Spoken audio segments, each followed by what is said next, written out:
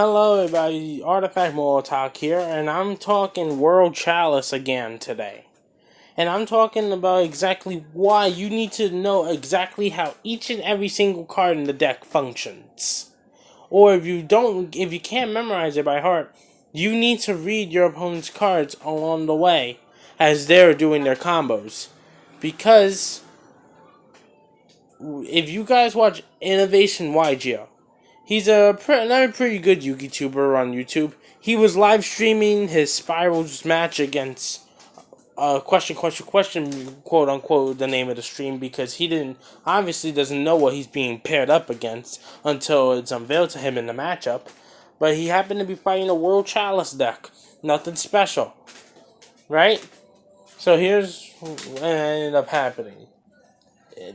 Innovation YGO ended up getting cut off in the middle of the combo, and then the judge, obviously most likely not understanding the deck himself either, ended up fucking up a ruling. The deck is so combo centric that if you're playing the deck and you know how it works, you may be able to bend the rules in your favor, considering the deck is so complex. Or could be so complex, I should say, when it comes to its combo-centric plays. Like, this shit's basically like Synchron to me, when I was first learning Synchron. Because Synchron is one of those decks that you have to learn all the time. You always have to keep learning about the Synchron archetype.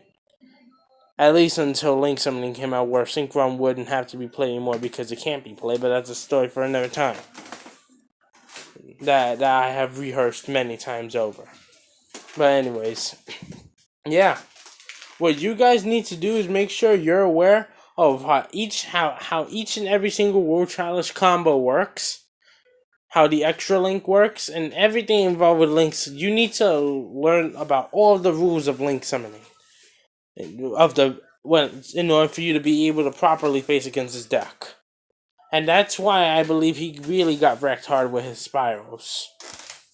Like, his Spirals got wrecked hard by World Chalice.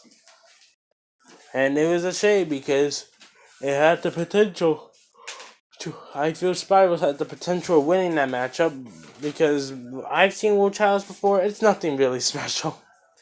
It really is it's basically just like a linear Pepe extra deck spam deck. That's all it really is. Except that it's much more graveyard abusive than Pepe in its prime. That's all the deck really is, man. Yo, it's not even fucking special, man. Yo, man, for real. Yo, nigga, that shit ain't even special anymore.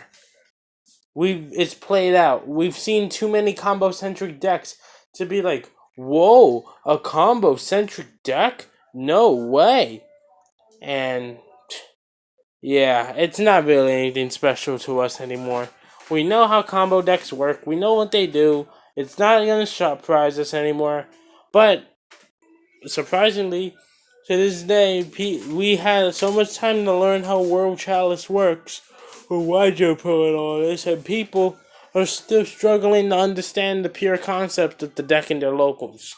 And those of you that fail to understand how the deck really works, because let me be honest with you, a lot of these judges that are that are going around the tables proctoring these local events probably don't know how the fuck this deck's combos work themselves.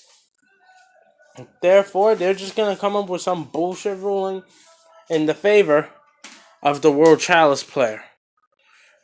Because he can't really say for sure, so he'll just make up some BS ruling in order to give the World Chalice player an edge, and so he could just keep going to sit down eating his donut, basically.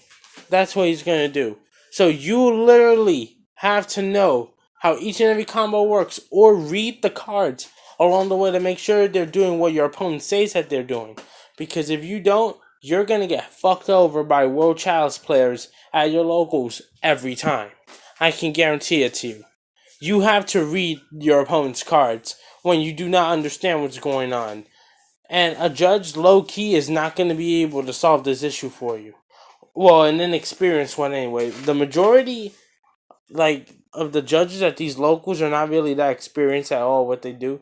As a matter of fact, some of these judges are players that are hired and paid for in order to be judges and that play in the tournaments themselves, such is the case in my locals as well. And on top of that, the there are professional judges out there who would know what's going on with these combos, but those judges are not here. Some of these judges in these locals, like in Brooklyn, for example, well, like take a look at Brooklyn, for example. Those judges over there don't know what the fuck they're doing. I'm not even gonna lie. There was a shop that I used to go to, a card shop I used to go to in Brooklyn before I moved from New York. In order to just go into the card shop and play, and these judges didn't know what the fuck they were talking about half the fucking time. I went to the official, like for example, back in the day where I used to play Final Countdown Troll, right? I used to play troll decks back in the day.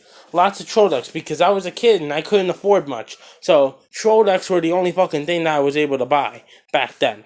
But now that I'm bringing in more of a revenue now, since I work and all, I'm able to afford a much more variety of rogue decks aside from the troll decks. I'm able to afford Monarchs. I'm able to afford the Tower Knights. I'm able to afford Heralds. I'm able to afford Lightsworns. I'm able to afford and maintain all four of these decks at the same time. Overall, with a decent competitive outset in my arsenal. Real life right now. And on top of that,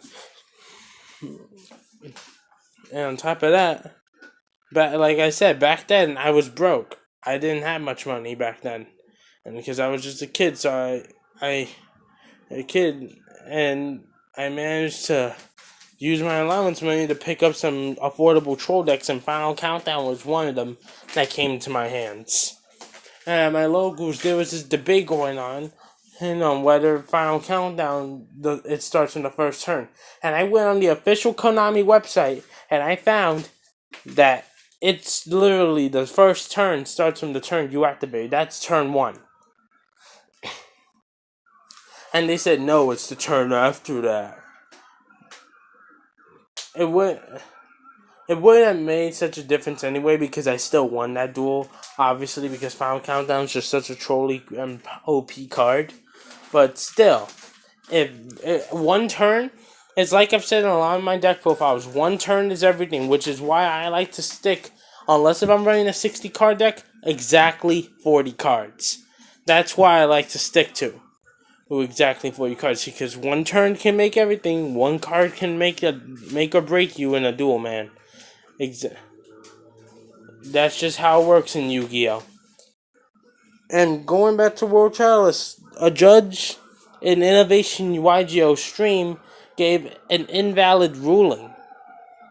Therefore, proving my point that these locals judges in these local tournaments, like, your locals and things like that, don't know what the fuck they're doing half the time. Well, guys, that's it for my discussion about why you need to be aware of how World Chalice works before you attend your locals. This is Artifact Talk signing out. Please let me know what you think of this discussion video. We're trying to get more subscribers. Have a good night. Peace.